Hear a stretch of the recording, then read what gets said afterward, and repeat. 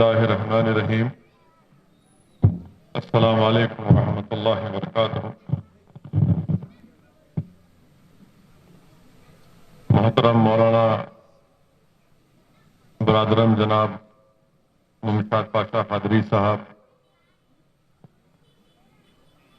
محترم جناب احمد پاشا قادری صاحب، رکن اسمبلی حلقہ حاضہ، نشین بتشریف فرما معزز علماء کرام، مشائخین نظام، بزرگان ملت، نوجوان ساتھیوں، پس پردہ بیٹھ کر سننے والی میری عزتدار ماں اور بہنوں، عزیزان ملت اسلامیہ، محرم کے اس ماہ مبارک کا پہلا عشرہ ہم کو اس بات کا درس دیتا ہے کہ ہم اللہ سبحانہ و تعالیٰ کی راہ میں اپنی جان کے نذرانوں کو پیش کریں تاکہ حق کی سربلندی کے لیے اور دین اسلام کی کامیابی کے لیے ہم کو اس بات کا پیغام اور درس ملتا ہے۔ اسی ماہ مبارک میں حضرت آدم علیہ السلام کی دعا قبول ہوئی، توبہ قبول ہوئی۔ اسی ماہ مبارک میں کشتی نوح علیہ السلام کو قرار ملا۔ اسی ماہ مبارک میں حضرت یونس علیہ السلام مچھلی کے پیٹ سے باہر آئے۔ اسی ماہ مبارک میں حضرت ابراہیم علیہ السلام کی ولادت ہوئی۔ اسی ماہ مبارک میں حضرت عیسیٰ علیہ السلام کی ولادت ہوئی۔ اور جب اللہ کے رسول صلی اللہ علیہ وسلم مکہ سے ہجرت کر کر مدینہ شریف کو تشریف لائے تو اللہ کے رسول صلی اللہ علیہ وسلم نے دیکھا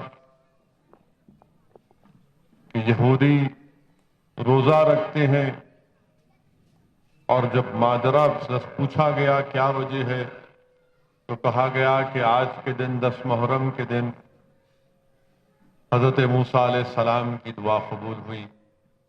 تو اللہ کے رسول صلی اللہ علیہ وسلم نے ارشاد فرمایا کہ حضرت موسیٰ پر ہمارا تم سے زیادہ حق ہے، اور اللہ کے رسول صلی اللہ علیہ وسلم نے یہ خواہش ظاہر کی اپنی امت سے کہ ہم 9 یا 10 محرم کو روزہ رکھیں یا پھر 10 یا 11 کو روزہ رکھیں۔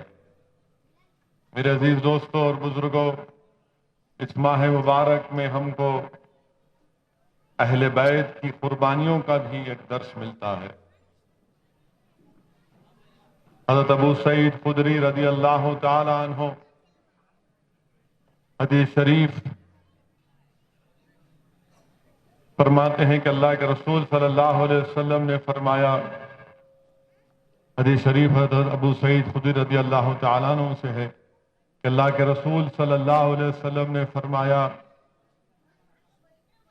کہ ایک مسلمان کی دعا رکی رہتی ہے جب تک کہ وہ اللہ کے رسول صلی اللہ علیہ وسلم پر اور اہل بیت پر درود و سلام نہیں پہنچاتا۔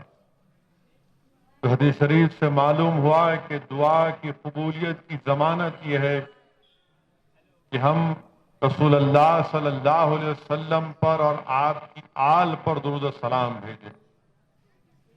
میرے عزیز دوستوں اور بزرگوں، میں نے علماء کرام کی زبان سے سنا کہ امام جعفر الصادق رضی اللہ تعالی عنہ نے ارشاد فرمایا کہ اللہ قرآن میں فرماتا ہے کہ وَاعْتَصِمُوا بِحَبْلِ اللَّهِ جَمِيعًا وَلَا تَفَرَّقُوا۔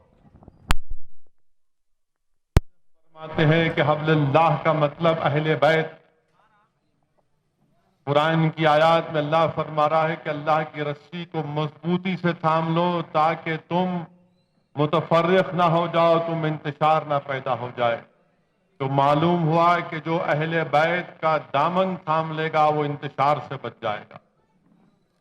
میرے عزیز دوستوں اور بزرگوں، اللہ کے رسول صلی اللہ علیہ وسلم نے ارشاد فرمایا کہ میری آل کشتی نوح کی طرح ہے، یعنی جو کشتی نوح میں سوار ہو گیا وہ بچ گیا۔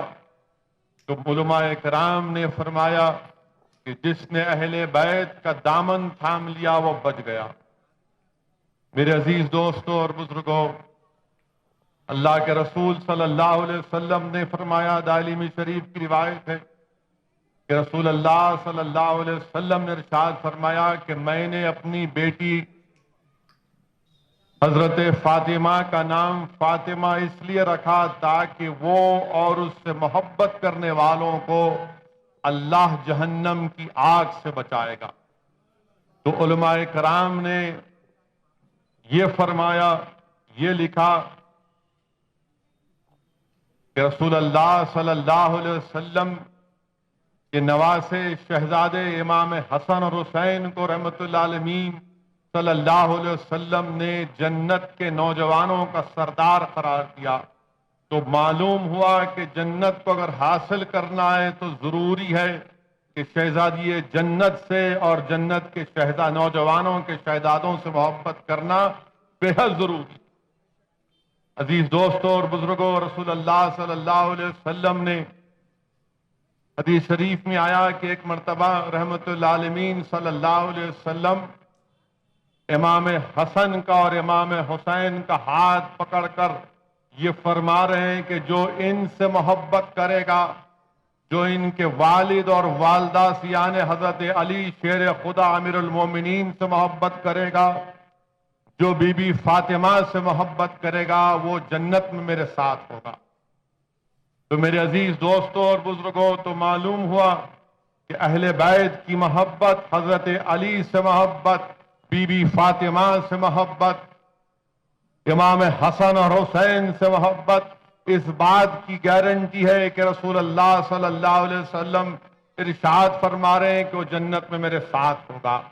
تو علماء کرام نے لکھا کہ محبوب محب کا دیوانہ ہوتا ہے، محبوب محب کی اداؤں کو اپناتا ہے، اور اگر ہمارے دل میں اہل بیت کی محبت ہے تو یاد رکھو، علماء کرام نے فرمایا کہ جس کے دل میں حسین کی محبت ہے، جس کے دل میں امیر المومنین شیر خدا کی محبت ہے، جس کے دل میں بی بی فاطمہ کی محبت ہے، جس کے دل میں حضرت زینب کی محبت ہے، جس کے دل میں علی اکبر اور علی اصغر کی محبت ہے، جس کے دل میں امام جعفر الصادق اور امام زین العابدین کی محبت ہے، جس کے دل میں امام باقر کی محبت ہے، جس کے دل میں اہل بیت کی محبت ہے، تو محبت کا تقاضا یہ ہے، بلکہ یہ محبت اس بات کا مطالبہ کرتا ہے کہ ہم باطل طاقتوں سے، باطل نظریات سے،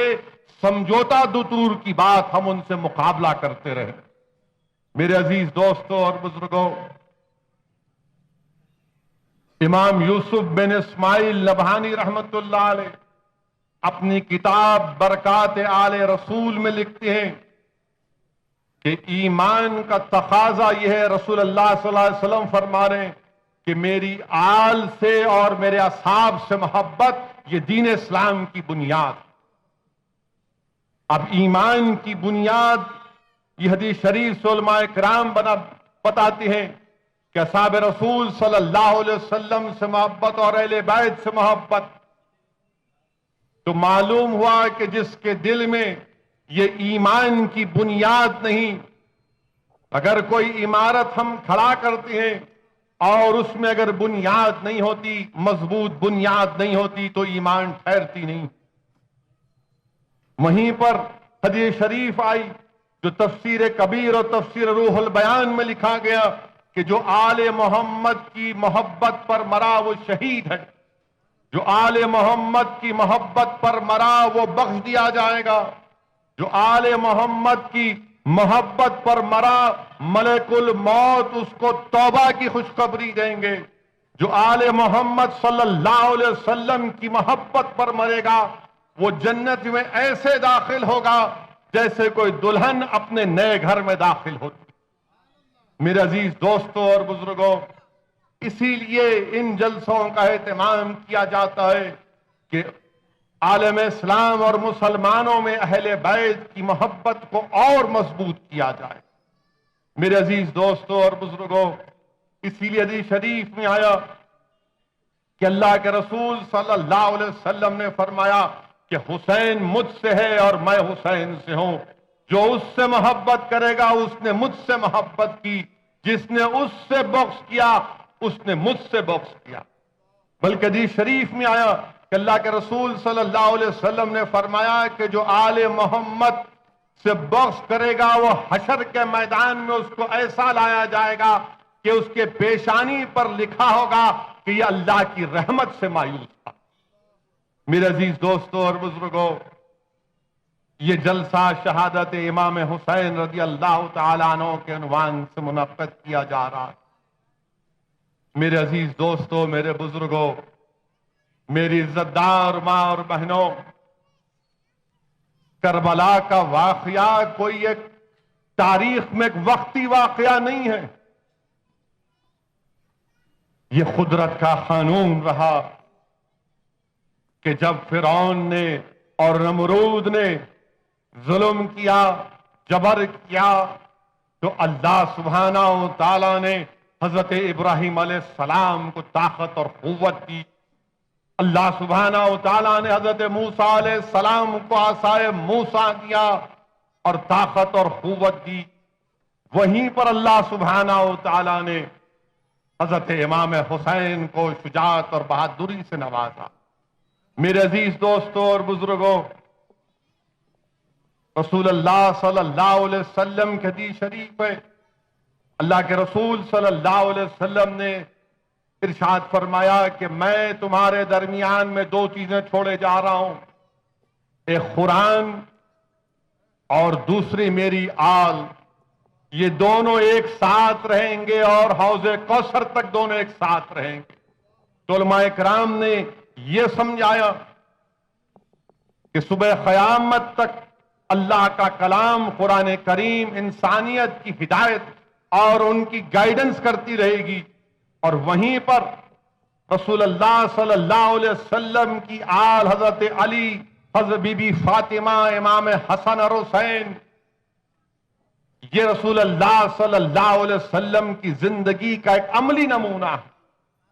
میرے عزیز دوستوں اور بزرگوں، حدیث شریف میں آیا کہ اللہ کے رسول صلی اللہ علیہ وسلم جب امام حسین کا ذکر کرتے تو آقا دو عالم صلی اللہ علیہ وسلم کی آنکھوں سے آنسو نکل جاتے اور آپ فرماتے کہ میرا بیٹا حسین شہید ہوگا۔ اب آپ علماء کرام نے یہ بھی کہا لکھا کہ حدیث شریف ہے کہ اللہ کے رسول صلی اللہ علیہ وسلم جب مسجد نبوی جا رہے تھے تو بی بی فاطمہ کے حجرے کے سامنے سے آپ کو آواز آئی کہ امام حسین کے رونے کی آواز آئی، تو اللہ کے رسول صلی اللہ علیہ وسلم نے شہزادی جنت سے پوچھا کہ کیوں رو رہے حسین؟ تو بی بی فاطمہ نے فرمایا کہ میں نے امام حسین کو ڈانٹا۔ تو رسول اللہ صلی اللہ علیہ وسلم نے ارشاد فرمایا کہ کیا تم کو نہیں معلوم کہ اس کے رونے سے مجھے تکلیف ہوتی؟ اللہ کے رسول صلی اللہ علیہ وسلم نے فرمایا کہ امام حسین کے رونے سے مجھے تکلیف پہنچتی ہے۔ میرے عزیز دوستوں اور بزرگوں، حدیث شریف میں آیا کہ اللہ کے رسول صلی اللہ علیہ وسلم اپنے گود میں بٹھا کر امام حسین کو کھانا کھلا۔ حدیث شریف میں آیا کہ اللہ کے رسول صلی اللہ علیہ وسلم اپنی زبان مبارک امام حسین کی زبان مبارک سے لگا دی۔ حدیث شریف میں آیا کہ اللہ کے رسول صلی اللہ علیہ وسلم امام حسین کو کبھی اپنے کھندے پر تو کبھی اپنی پیٹھ پر بٹھا لیتی ہیں۔ حدیث شریف میں آیا کہ امام حسن اور حسین جب اللہ کے رسول صلی اللہ علیہ وسلم خطبہ دے رہے ہیں تو منبر سے اتر کر امام حسین کو اپنے گود میں اٹھا لیتے۔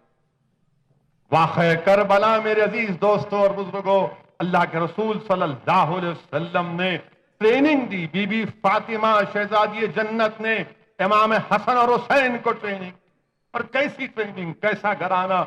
علماء کرام نے فرمایا اور لکھا کہ اللہ کے رسول صلی اللہ علیہ وسلم دعا فرماتے کہ یا اللہ میرے گھرانے کو ایک مرتبہ کا کھانا دینا اور ایک مرتبہ ان کو بھوکا رکھنا۔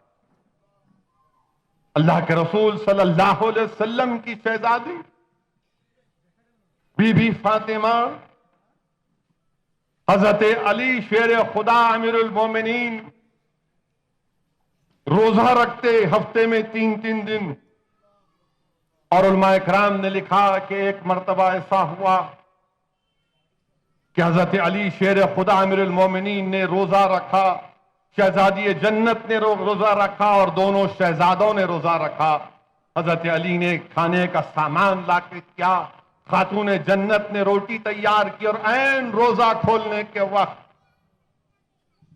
ایک گھر کے باہر سے ایک غریب پکارتا ہے کہ اے آل رسول کے گھر والوں میں بھوکا ہوں۔ امام حسین، حدیث واقعہ لکھا گیا کہ امام حسین کی عمر بہت کم، وہ فوراً اٹھتے ہیں اور کہتے ہیں امی جان میں دیتا ہوں کھانا، اور لے جا کر اس غریب کو کھانا دے دیتے ہیں، پانی پی کر سو جاتے ہیں۔ دوسرے دن پھر کھجور سے روزہ شروع، دوسرے دن پھر وہی روزہ کھولنے کے وقت ایک اور فقیر پکارتا ہے، غریب پکارتا ہے کہ میں بھوکا بھی ہوں اور یتیم بھی ہوں، اے آل رسول مجھے کچھ دے دو۔ پھر پورے گھر کے لوگ، شیر خدا، خاتون جنت، یہ دونوں شہزادے اپنا کھانا دے دیتے ہیں، پانی سے روزہ کھول کر سو جاتے ہیں۔ تیسرے دن پھر شیر خدا سامان گھر کو لاتے ہیں، بی بی فاطمہ روٹی بناتی ہیں، پھر عین روزہ کھولنے کے وقت ایک آواز آتی ہے اے آل رسول کے گھر والوں میں مسکین ہوں اور بھوکا ہوں۔ خاتون جنت کہتی ہیں کہ جاؤ دے دو اس کو۔ اب آپ اندازہ لگائیے کہ 3 دن روزہ بھی ہے اور کھانا نہیں ہے، اور اگر کوئی اور دنیا کی ماں ہوتی تو کہتی کہ چلے جاؤ میرے بچے بھوکے ہیں، مگر یہ شہزادی جنت ہے۔ حضرت علی شیر خدا امام حسن اور حسین کو لے کر مسجد نبوی کو آتی ہیں، اور اللہ کے رسول صلی اللہ علیہ وسلم ان کی طرف دیکھ کر ارشاد فرماتے ہیں کہ علی، حضرت جبرائیل کھڑے ہیں اور وہ کہہ رہے ہیں کہ اللہ اس کا رسول تم نے جو سخاوت کی اللہ اس پر راضی ہو گیا۔ میرے عزیز دوستوں اور بزرگوں، کربلا یہ ٹریننگ دی گئی۔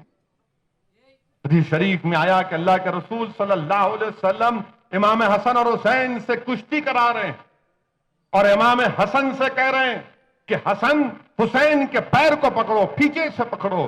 بی بی فاطمہ شہزادی جنت کہتی ہیں کہ یا رسول اللہ صلی اللہ علیہ وسلم حسین تو چھوٹا ہے، آپ بڑے سے کہہ رہے ہیں۔ اللہ کے رسول صلی اللہ علیہ وسلم نے ارشاد فرمایا، شہزادی جنت سے ارشاد فرمایا کہ تم نہیں جانتی کہ جبرائیل حسین کو سکھا رہے ہیں، میں حسن کو سکھا رہا ہوں۔ میرے عزیز دوستوں اور بزرگوں، یہ ٹریننگ دی گئی تھی۔ اور آج کے زمانے میں ہمارے بچے، اگر ان کو پیزا نہیں ملا، اگر ان کو کھانے کو کچھ نہیں ملا، تو یقین جانیے میں ایسے کئی واقعات کو جانتا ہوں کہ یا تو اولاد نے پلیٹ کو پھینک کر توڑ دیا، یا ٹی وی کو توڑ دیا، یا گھر سے نکل کر چلا گیا، مگر یہاں شہزادی جنت کا مزاج دیکھو، شیر خدا امیر المومنین کی تربیت دیکھو آپ۔ اسی لیے وہ 10 دن کربلا کے امام حسین اور آل رسول نے کیسے گزارے، کیونکہ ٹریننگ دی گئی۔ اللہ کے رسول صلی اللہ علیہ وسلم اپنی آنکھ سے آنسو نکل رہے ہیں اور فرما رہے ہیں کہ میرا بیٹا شہید ہوگا۔ میرے عزیز دوستوں اور بزرگوں، اہل بیت کی محبت کا میں نے ذکر کیا ایک اہم واقعہ جو مجھے یاد آ رہا ہے، فاروق اعظم کا۔ جب فارس ایران فتح ہوا تو فاروق اعظم نے اپنے فرزند عبداللہ ابن عمر کو 500 درہم وظیفہ دیا، اور امام حسین کو 5000۔ آپ کے فرزند نے جا کر کہا ابا جان یہ کیا بات ہے کہ مجھے 500 اور امام حسین کو 5000؟ تو فاروق اعظم نے کہا کہ تیرے باپ کا نام علی نہیں ہے، تیری ماں کا نام فاطمہ نہیں ہے، تیرے نانا کا نام محمد مصطفیٰ صلی اللہ علیہ وسلم ہے۔ تو برابری کی بات مت کر۔ واقعات میں آیا ہے کہ امام حسین چھوٹے ہیں، فاروق اعظم خطبہ دے رہے ہیں، یہ آ کر کہتے ہیں کہ اترو میرے نانا جان کے ممبر سے، اترو میرے نانا جان کے ممبر سے۔ فاروق اعظم اتر جاتے۔ کون فاروق اعظم؟ اللہ کے رسول صلی اللہ علیہ وسلم نے فرمایا کہ اگر اللہ میرے بعد کسی نبی کو بھیجاتا تو فاروق اعظم کو، مگر آقا نے فرمایا کہ میرے بعد کوئی نبی نہیں۔ اور فاروق اعظم کی اہل بیت سے محبت دیکھے ممبر سے اتر جاتے ہیں، اور امام حسین ان سے کہتے ہیں کہ میرے نانا کا ممبر ہے۔ فاروق اعظم کہتے ہیں کہ میرے نانا کا تو کچھ نہیں ہے، میرے نانا کا تو کچھ نہیں ہے۔ تو امام حسین کہتے ہیں اچھا آپ کے نانا کا کچھ نہیں ہے تو آپ جاؤ میرے نانا کے ممبر پہ کھڑے ہو جاؤ۔ میرے عزیز دوستوں اور بزرگوں، یہ محبت تھی فاروق اعظم کو اہل بیت سے۔ ایک مرتبہ واقعہ علماء اکرام نے لکھا اور بولا کہ کسی ایک اہم میٹنگ ہو رہی تھی فاروق اعظم کے پاس، آپ کے فرزند عبداللہ ابن عمر آنا چاہتے تھے، تو فاروق اعظم نے کہا کہ مت آؤ، باہر کھڑے رہے۔ امام حسن آئے اور کہا کہ مجھے ملنا ہے، تو عبداللہ ابن عمر رضی اللہ تعالیٰ عنہ نے کہا کہ آپ جا سکتے ہیں، میں نہیں جا سکتا۔ انہوں نے کہا نہیں کوئی بات نہیں، میں نماز ظہر میں آئیں گے میں ملاقات کر لوں گا۔ جب باہر نکلے فاروق اعظم تو پوچھا کوئی آئے تھے کیا؟ تو آپ کے فرزند نے بتایا کہ امام حسن آئے تھے، تو کیوں تم نے آنے نہیں دیا اندر؟ تو انہوں نے فرمایا کہ میں نے ان سے گزارش کی کہ آپ چلے جائیے، تو انہوں نے کہا کہ نہیں، نماز میں ملاقات کر لوں گا۔ وہ فاروق اعظم دوڑے اور امام حسین سے کہا کہ اے شہزادے، یہ آپ کے نانا کی وجہ سے یہ تمام عزت مجھ کو ملی، ورنہ میں تو مکے میں اونٹے چرواتا تھا۔ میرے عزیز دوستوں اور بزرگوں، یہ اہل بیت سے محبت ہے۔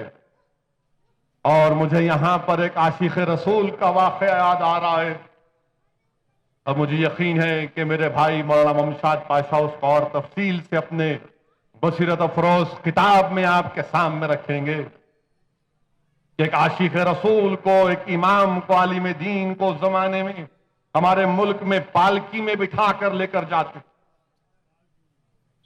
جب اس عاشق رسول کو پالکی میں بٹھا کر لے کر جا رہے تھے تو اس عاشق رسول نے پکار کر کہا کہ نیچے رکھو اس پالکی کو، مجھے رسول اللہ صلی اللہ علیہ وسلم کے خون کی خوشبو آتی۔ اترے اور ان چار اٹھانے والے جو مزدور تھے ان سے کہا کہ بتاؤ تم میں آل رسول کون ہے؟ تو ایک نے کہا کہ دیکھیے مزدور کو مزدوری سے مطلب ہے، آپ کو یہ حق نہیں ہے کہ آپ اس سے سوال اس طرح کا سوال کریں۔ تو وہ عاشق رسول اپنے سر کا امامہ اتار کر اس مزدور کے پیروں پر رکھ کر کہتی ہیں کہ تمہارے نانا کا صدقہ ہی تو کھا رہا۔ اور پھر اپنے فرزند کو اور دوسرے دو جو عالم دین تھے، جس میں ایک بخاری شریف کے عالم، اور چاروں مل کر اس مزدور کو اس پالکی میں بٹھا کر اٹھا کر لے کر جاتے۔ تو میرے عزیز دوستوں اور بزرگوں، اہل بیت سے محبت، حضرت علی سے محبت، بی بی فاطمہ، امام حسن اور حسین، بی بی زینب سے، امام زین العابدین سے، امام باقر سے، امام جعفر الصادق سے، یہ اہل بیت کی محبت ایمان کا تقاضا ہے۔ یاد میرے عزیز دوستوں اور بزرگوں، اللہ کے رسول صلی اللہ علیہ وسلم نے ارشاد فرمایا کہ امام حسین میرے اسباط میں سے سبط ہیں، میرے اسباط میں سے سبط ہیں۔ شیخ عبدالحق محدث دہلوی اشط اللومات میں تحریر فرماتے ہیں، شیخ محدث دہلوی تحریر فرماتی ہیں کہ قرآن میں والاسباط کا ذکر حضرت یعقوب علیہ السلام کی آل کے تعلق سے بھی ہوا۔ اور شیخ عبدالحق محدث دہلوی مجھ جیسے جاہل کو سمجھانے کے لکھتے ہیں کہ سبط کے معنی یہ ہے کہ ایک درخت کی جو شاخ ہوتی ہے جو درخت کا تنا ہوتا ہے وہ تنا اس درخت کے جڑ سے منسلک ہوتا ہے. اور شیخ عبدالحق لکھتے ہیں کہ درخت اسلام کا تنا امام حسین ہے اور جڑیں جو منسلک ہے رسول اللہ صلی اللہ علیہ وسلم سے. اور اس تنے کی کئی شاخیں ہیں، کوئی شاخ بخارا میں ہے، کوئی شاخ اجمیر میں ہے، کوئی شاخ بغداد میں ہے، تو کوئی شاخ مصر میں ہے. اور صبح قیامت تک اسلام ثمراور رہے گا انہی شاخوں کی وجہ سے. میرے عزیز دوستوں اور بزرگوں، امام حسین کربلا میں کیوں آئے؟ تو علماء کرام نے لکھا کہ یزید پلید کے دربار میں اسلام کی کوئی حیثیت نہیں تھی. طبیعت شریعت پر غالب آ چکی تھی. یزید کے دربار میں کتے اور بلیوں کا ناچ ہوتا تھا، شراب نوشی عام تھی. یزید کو جانوروں کے لڑنے کے دیکھنے کا ایک ماحول بن چکا تھا. تو اللہ سبحانہ و تعالیٰ نے امام حسین کو دین اسلام کو بچانے کے لیے امام حسین کربلا میں آئے. علماء اکرام نے لکھا کہ امام حسین امام عالی مقام اپنے بچپنے میں رسول اللہ صلی اللہ علیہ وسلم کی عنبری زلفوں کو اپنے ہاتھوں سے تھامتے تھے. تو جو ہاتھیں رحمت اللہ عالمین صلی اللہ علیہ وسلم کی عنبری زلفوں کو تھامتی تھیں وہ کربلا کے میدان میں اسلام کی ڈوبتی ہوئی کشتی کو بچا دی. میرے عزیز دوستوں اور بزرگوں، علماء کرام نے لکھا کتنے تھے؟ 72 آل رسول ہے امام حسین کے ساتھ کتنے تھے؟ اور مد مقابل یزید کی فوج 20,000 تھے. 20,000. اور جس جگہ کا انتخاب امام حسین نے کیا،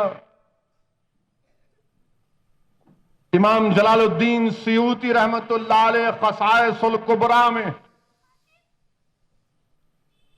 اور دلائل النبوہ میں ابو نعیم لکھتے ہیں کہ ایک مرتبہ حضرت علی سفر کر رہے ہیں اور ایک سفر کے مقام پر پہنچ کر کہتے ہیں کہ یہ پکار کر کہتے ہیں، بلکہ حضرت یحییٰ حضرمی لکھتے ہیں کہ حضرت علی نے پکار کر کہا کہ ابو عبداللہ دریائے فرات کے کنارے صبر کرنا. تو پوچھنے والے نے پوچھا کہ یا علی شیر خدا کس سے کہہ رہے ہیں؟ تو کہا کہ میں نے رسول اللہ صلی اللہ علیہ وسلم سے سنا کہ میرا بیٹا حسین دریائے فرات کے کنارے شہید ہو گیا ہوگا، اس سے اس کو پکار کر کہہ رہا ہوں.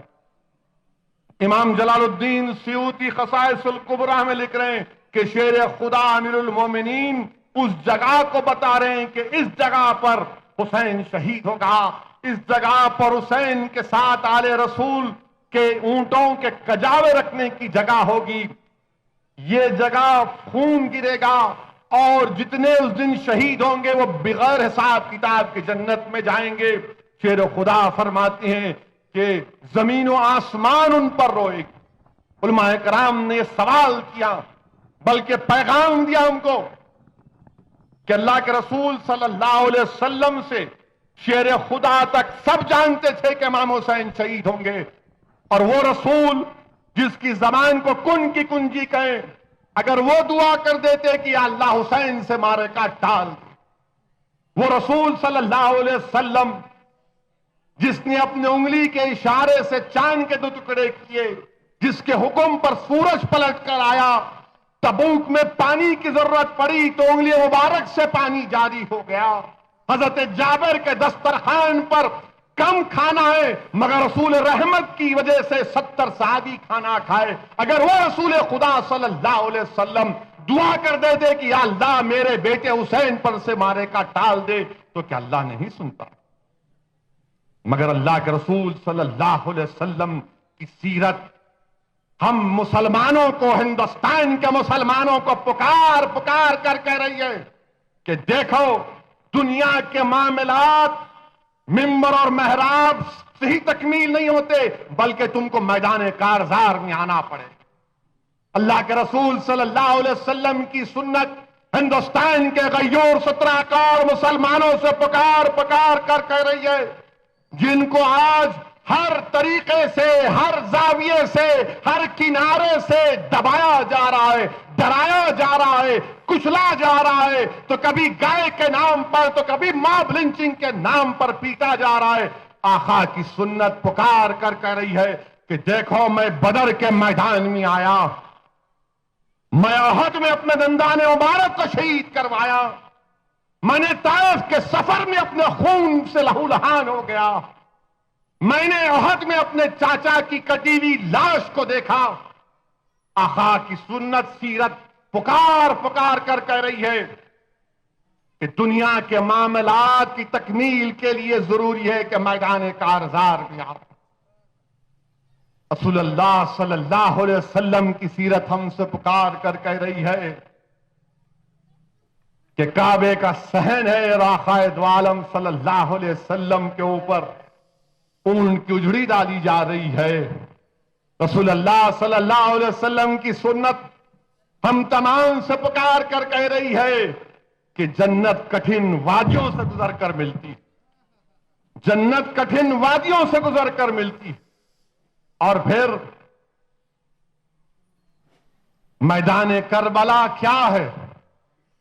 میدان کربلا یاد رکھو ایک درس ہے، ایک یونیورسٹی ہے، جہاں پر کتابوں سے نہیں، جہاں پر کتابوں سے ہم کو نہیں پڑھایا جاتا بلکہ قربانیوں سے پڑھایا جاتا، گھر بار کو لٹا کر پڑھایا جاتا ہے۔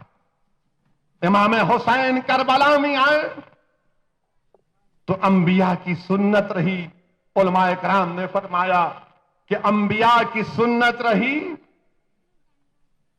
کہ ہجرت کرنا امام حسین نے کی، انبیاء کی سنت رہی کہ پیاسے رہنا، امام حسین کو پیاسے رہنا پڑا، انبیاء کی سنت رہی کہ خاندان کو لٹا دینا، امام حسین نے اپنے خاندان کو لٹا دیا، انبیاء کی سنت رہی کہ صبر کرنا، اور امام اگر صبر نہ کرے تو وہ خود تو صابرہ کی اولاد ہے۔ حضرت فاطمہ کے صاحبزادے ہیں جن کو بی بی فاطمہ نے صبر کی ٹریننگ۔ میرے عزیز دوستو اور بزرگوں، امام حسین جب کربلا میں آئے، میں جب جلسے میں آ رہا تھا تو رکن اسمبلی احمد پاشا قادری صاحب اپنے خطاب میں حضرت قاسم کا ذکر کیا جو امام حسن کے صاحبزادے ہیں۔ میرے عزیز دوستو اور بزرگوں، میرے غیور نوجوانوں، جب امام حسین امام علی مقام جب کربلا میں تشریف لائے، آپ کی عمر مبارک کیا تھی؟ کسی نوجوان سے پوچھو، اس کو نہیں معلوم، اس کو نغمے معلوم، ہر چیز جو اس کو تباہی اور بربادی کے راستے پر لے کر جاتی اس نوجوان کو معلوم۔ امام حسین کی ایج 56 ایئرز، اور جب آپ میدان کربلا میں آئے تو سب سے پہلے حضرت زینب جو آپ کی بہن ہے، انہوں نے اپنے بیٹوں سے کہا کہ نہیں، میرا بھائی نہیں جائے گا، میرا بھائی نہیں جائے گا، پہلے میرے بیٹے جائیں۔ لاکھوں سلام اس بہن پر جس نے اپنے دونوں بیٹوں کو اپنے بھائی کے لیے قربان کر دیا۔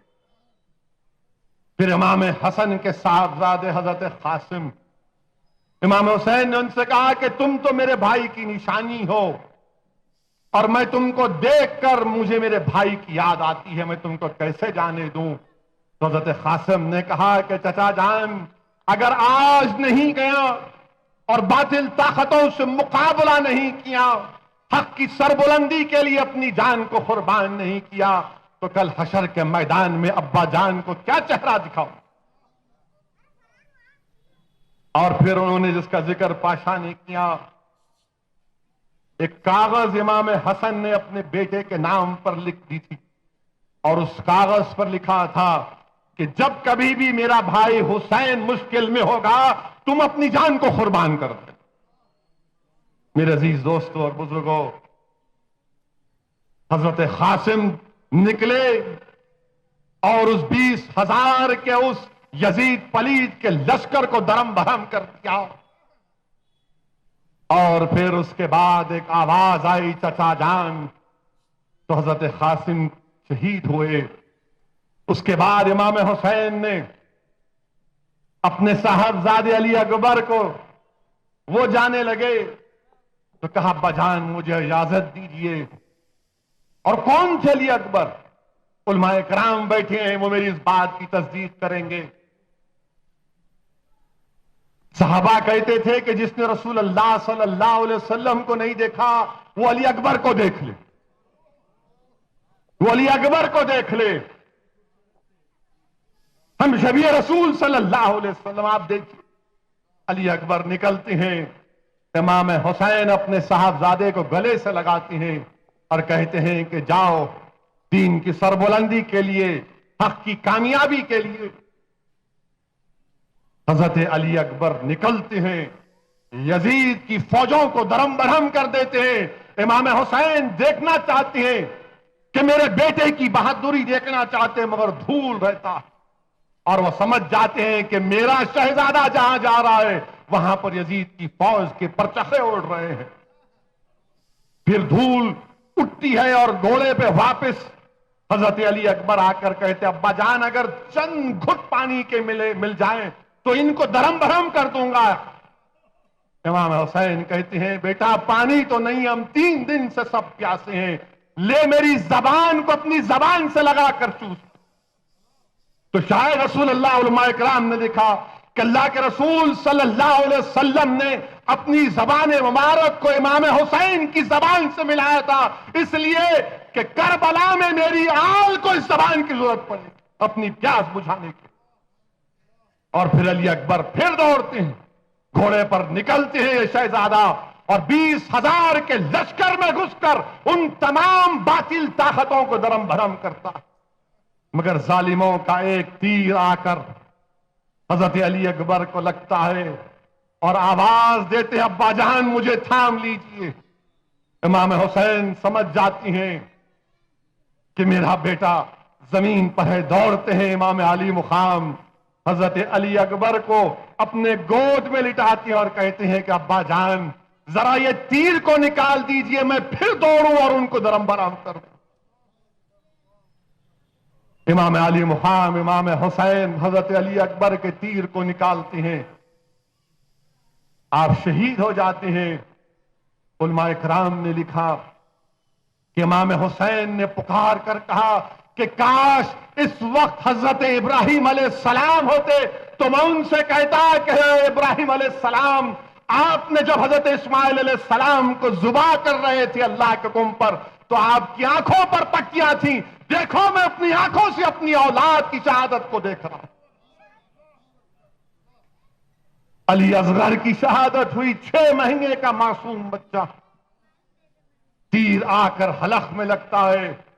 امام کا صبر دیکھو امام حسین کا، وہ علی اصغر کے خون کو روایت میں آیا کہ اپنے ہاتھوں میں اٹھا کر آسمان کی طرف پھینک کر کہتے اللہ اس قربانی کو بھی قبول کر۔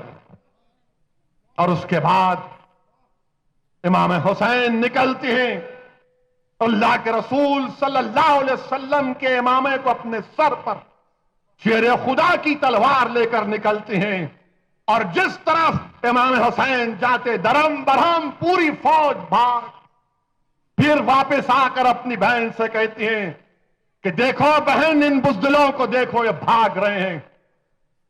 میرے عزیز دوستوں اور بزرگوں، امام حسین کے جسم پر 72 زخموں کے نشان تھے، 72۔ اور جب ظالموں نے حملہ کیا آپ کے جسم پر، جب آپ زخمی ہو گئے تو پوچھا کیا یہ نماز کا وقت ہے؟ تو کہا ہاں نماز کا وقت ہے۔ تو امام حسین اترے اور خون جسم سے نکل رہا ہے، تیمم کیا، اور جب سجدے میں جا رہے تھے تو وہ ظالم شمر، وہ کافر آ کر امام حسین کا گلا کاٹنے کی کوشش کیا تو آپ نے کہا کہ ذرا ٹھہر جا، مجھے نماز پڑھنے دے۔ اور پھر امام حسین نے کہا کہ بتا، تیرا سینہ بتا مجھے۔ تو شمر، اس جانور نے، اس حیوان نے، اس کافر نے جب اپنا سینہ دکھایا تو اس پر داغ تھے۔ تو امام حسین نے مسکرا کر کہا کہ میرے نانا جان نے سچ کہا تھا کہ کتا جس کے سینے پر داغ ہوگا وہ اہل بیت کے خون میں اپنا منہ مارے گا۔ امام حسین کو شہید کر دیا گیا۔ میرے عزیز دوستوں اور بزرگوں، یاد رکھو، بلکہ ہندوستان کے غیور مسلمانوں کو ایک پاگل دیوانہ سرزمین حیدرآباد سے تم سے کہہ رہا ہے کہ جو ہم پر ظلم کر رہے ہیں، یاد رکھو وہ بچیں گے نہیں۔ سورہ ابراہیم کی 41 آیات ہے، اگر میں غلط نہ کہوں تو اللہ ان تمام ظالم لوگوں سے کہہ رہا ہے کہ میں تمہارے ظلم سے باخبر ہوں۔ اللہ سورہ ابراہیم میں فرما رہا ہے ظلم کرنے والوں کے تعلق سے کہ میں تمہارے ظلم سے باخبر ہوں اور تمہارا ظلم کا حساب کتاب ہوگا۔ جو آج ہم پر ظلم کر رہے ہیں، ظلم کا حساب کتاب ہوگا۔ امام حسین کو شہید کیا گیا اور ابن زیاد کے پاس جب امام حسین کے کٹے ہوئے سر کو لایا گیا تو اس نے بدتمیزی کی۔ صرف 6 سال کے بعد مختار سخفی نے ابن زیاد کو پکڑا، اس کی گردن مار دی، اور جب اسی دربار میں اس کا سر کو لایا گیا تو ایک ضعیف نے پکار کر کہا کہ میں نے دیکھا تھا کہ اس نے امام حسین سے بدتمیزی کی، اللہ کا انصاف ہوگا اور ہو رہا۔ ابن سعد جو گھر میں جا کر چھپ گیا تھا، 6 سال ہو گئے، اس نے کہا کہ نہیں، مختار سخفی مجھے نہیں مارے گا، میرا دوست ہے۔ تو اس کی بیوی اہل بیت سے بے انتہا محبت کرنے والی جب فوج آئی تو اس نے زبان سے کہا کہ وہ تو گھر میں نہیں ہے، مگر کہا کہ ٹوکرے کے نیچے چھپا۔ اس کو اٹھایا گیا، اس کی گردن ماری گئی۔ شمر جس نے امام حسین سے بدتمیزی کی وہ بھاگا مدینے کو، اور امام زین العابدین کے پاس جا کر ان سے پانی پوچھتا۔ امام زین العابدین اس کو پانی پلاتے ہیں اور وہ کہتا ہے کہ امام زین العابدین کیا آپ ہم کو نہیں پہچانتے؟ امام زین العابدین نے کہا ارے تو وہی ہے جس نے میرے گھر کو برباد کیا تھا۔ اور وہ کہتا ہے شمر ظالم، وہ جانور ابلیس کہتا ہے، اور پھر بھی آپ مجھے پانی پلا رہے ہیں۔ تو امام زین العابدین نے کیا تاریخی جواب دیا، کہا کہ ہاں، تیرا کام پانی بن کرنا ہے اور ہمارے گھرانے کی شان ہے کہ تم کو پانی پلا۔ اور شمر پکڑا گیا تو کیسے سزا دی گئی اس کو؟ جو بھوکے کتے تھے اس پر چھوڑ دیا گیا۔ جو بھوکے کتے تھے، تو یاد رکھو جو ہم پر ظلم کر رہے ہیں، 5 سال ہو، 6 سال ہو، کچھ بھی ہو، اللہ قرآن میں ہم کو خوشخبری دے رہا ہے۔ ظالم لوگوں کے تعلق سے اللہ کہہ رہا ہے کہ میں تمہارے ظلم سے باخبر ہوں، میں غافل نہیں ہوں۔ ہمارے لیے اتنا ہی کافی۔ جو لوگ آج ہم کو کمزور بے بس سمجھ کر ہم کو مار رہے ہیں، پیٹ رہے ہیں، یاد رکھو ہماری یہ قربانیاں رائے گاہ نہیں جائے گی انشاءاللہ تعالی، رائے گاہ نہیں جائے گی انشاءاللہ تعالی۔ اور میرے عزیز دوستوں اور بزرگوں، امام حسین زندہ ہے، حسینیت زندہ ہے، اور صبح قیامت تک حسینیت کے پرچم لہراتے رہیں گے۔ یزیدیت مردہ ہے، یزیدیت ختم ہوگی انشاءاللہ تعالی۔ ہندوستان کے غیور مسلمانوں، تم کو پیغام میں دے رہا ہوں، سنو۔ امام حسین کی روح ہم سے پکار کر کہہ رہی ہے، حضرت زینب کا اجڑا ہوا خیمہ ہم سے پکار کر کہہ رہا ہے، علی اکبر علی اصغر کا خون، وہ دریائے فرات کا کنارہ جو اہل بیت کے خون سے لال ہوا، وہ پکار کر کہہ رہا ہے کہ امام حسین سے محبت کرنے والوں، امام حسین کے قول اور عمل کو اپنے آپ میں زندہ کرو۔ اور کربلا کے ریگزاروں سے آواز آ رہی ہے ہندوستان کا غیور مسلمانوں، کربلا کے ریگزاروں سے آواز آ رہی ہے غیور مسلمانوں کہ یزیدیت اتحاد کو توڑنے کا نام ہے، یزیدیت ہم کو توڑنے کا نام ہے، اور حسینیت ہم کو جوڑنے کا کام کرتی ہے۔ یزیدیت قوم کی امانت کو لوٹنے کا نام ہے، حسینیت قوم کی امانت کو بچانے کا نام ہے۔ یزیدیت اسلام کے حدودوں کو مٹانے کا نام ہے، حسینیت اسلام کے دیواروں کو اٹھانے کا نام ہے۔ یزیدیت امن کی دشمن ہے، حسینیت امن کا پیغام ہے۔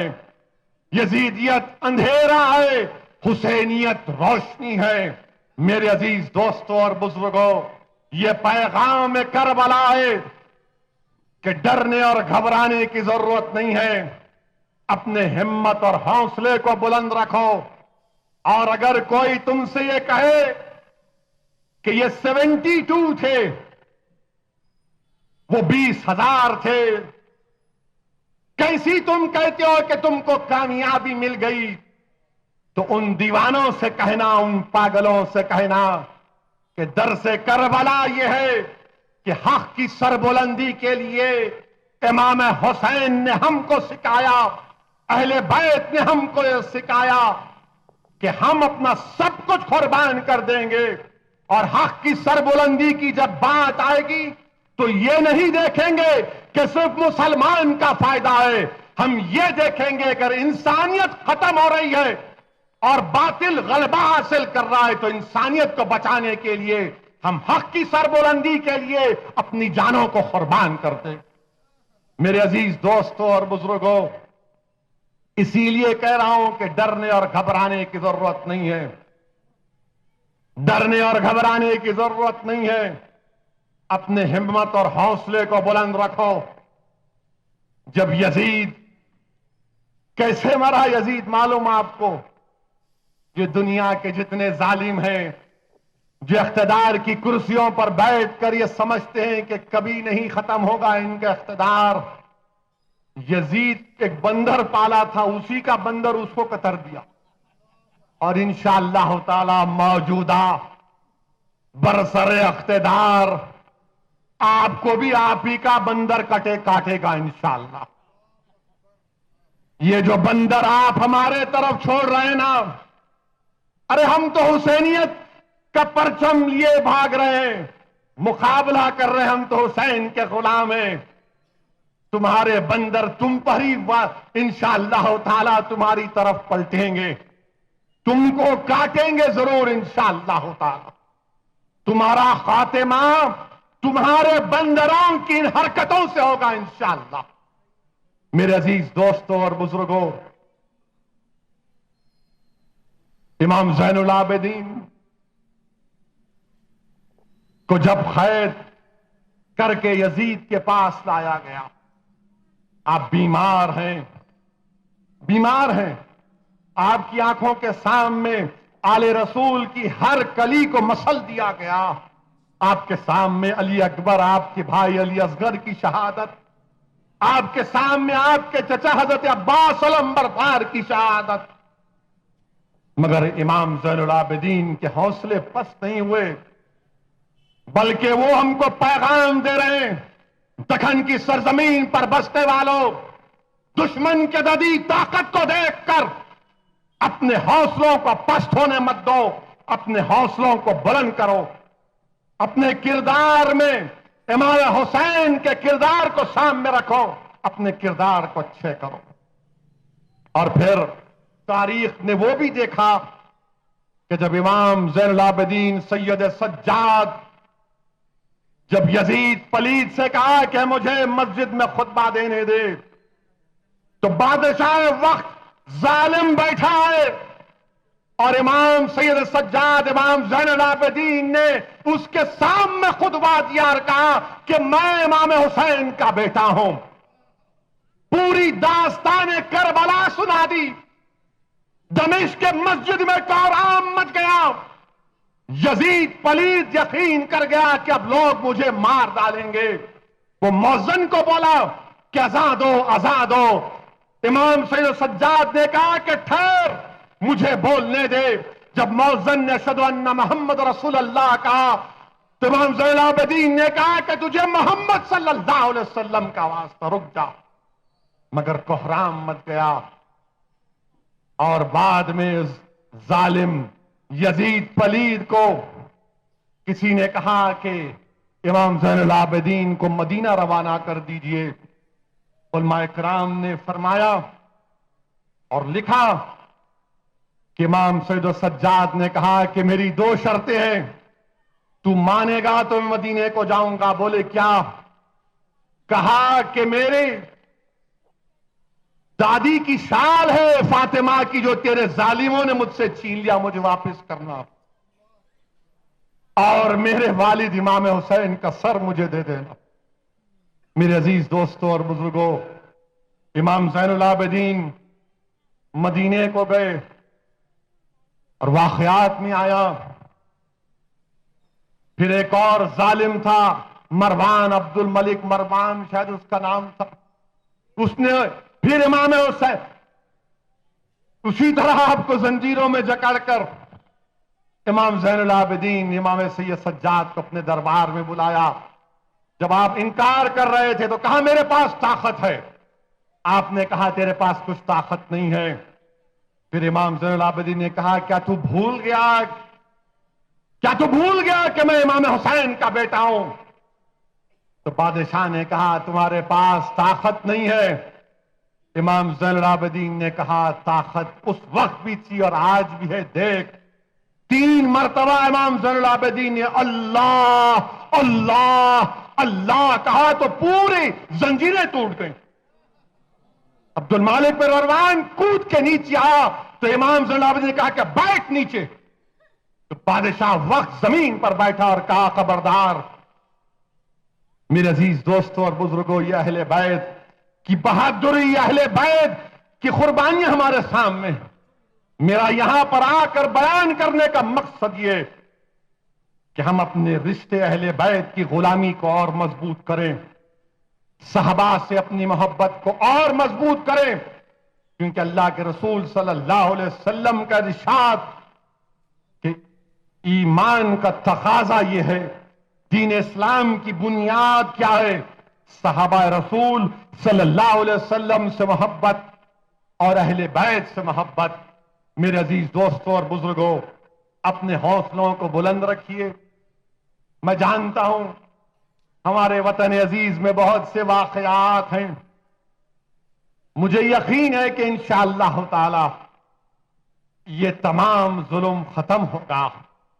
مجھے یقین ہے کہ وطن عزیز میں امن اور مضبوط ہوگا، اور جو اقتدار کی کرسیوں پر بیٹھ کر یزید پلید کے جانشین بنے بیٹھے ہیں، انشاءاللہ تمہارا بھی خاتمہ ہوگا۔ مگر ہم اتنا ہی کہنا چاہتے ہیں ہندوستان کے وزیر اعظم سے، ہمارے وزیر اعظم سے، کہ ذرا اکانومی کی بھی خبر لیجئے۔ آپ صرف ہماری خبر لے رہے ہیں، ہم تو مٹنے آئے ہیں، ہم مٹ جائیں گے، مگر جسمانی طور پر مٹیں گے، ہمارا نام و نشان نہیں مٹے گا۔ جسمانی طور پر مٹ جائیں گے، ہم تو تیار ہیں، ہم نے تو کلمہ پڑھ لیا، ہم نے تو کلمہ پڑھ کے اپنی زندگی کو اللہ کی راہ میں قربان کرنے کا وعدہ کیا، مگر اکانومی کی خبر لیجیے، 5 روپے کا بسکٹ کوئی خریدنے تیار نہیں۔ 10 لاکھ نوکریاں جا رہی ہیں آٹو موبائل انڈسٹری میں، ہر جگہ نوکریاں جا رہی ہیں۔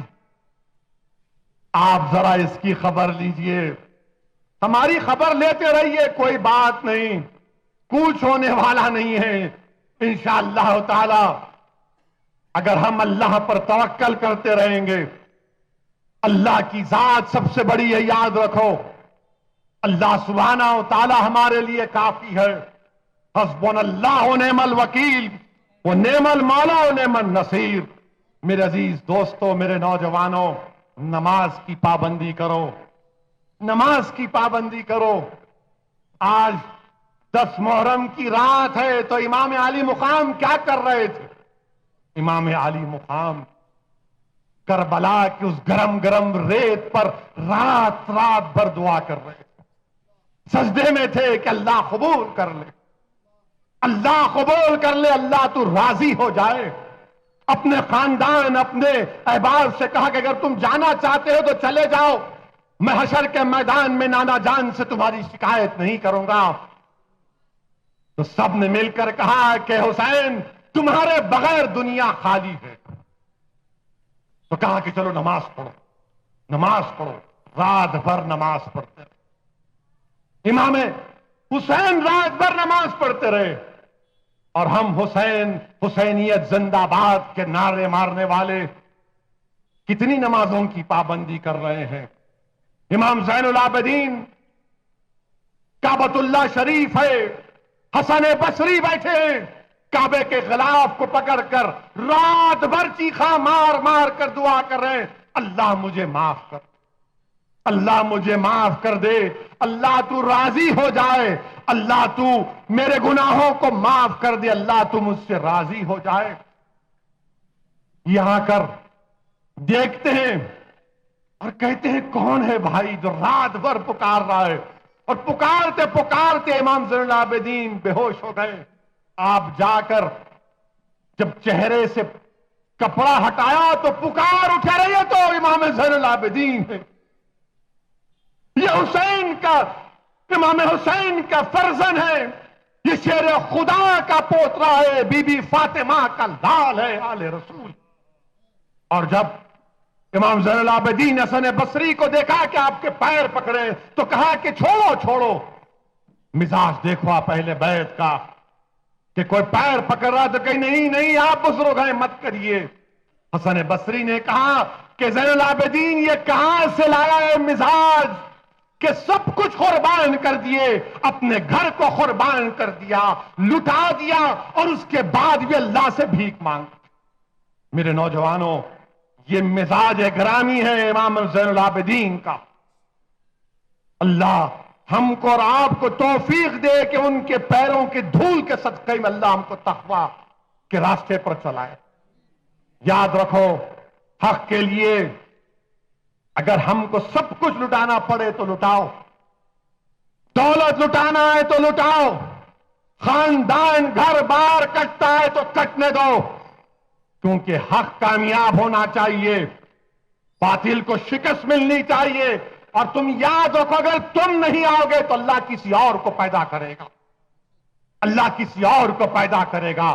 ہم اللہ کے محتاج ہیں، ہم ہمیشہ اللہ کے محتاج رہیں گے۔ تو نوجوانوں، نمازوں کی پابندی کرو اور راتوں میں اٹھو۔ اگر زندگی میں کبھی نہیں اٹھے تو آج کی رات فجر سے 1 آدھا گھنٹہ پہلے 2 رکعت نماز پڑھو، سجدے میں جا کر اللہ سے بھیک مانگو کہ اللہ، وطن عزیز میں امت محمدی پر جو ظلم ہو رہا ہے، کربلا والوں کے صدقے میں ہمارے ایمان کو مضبوط فرما۔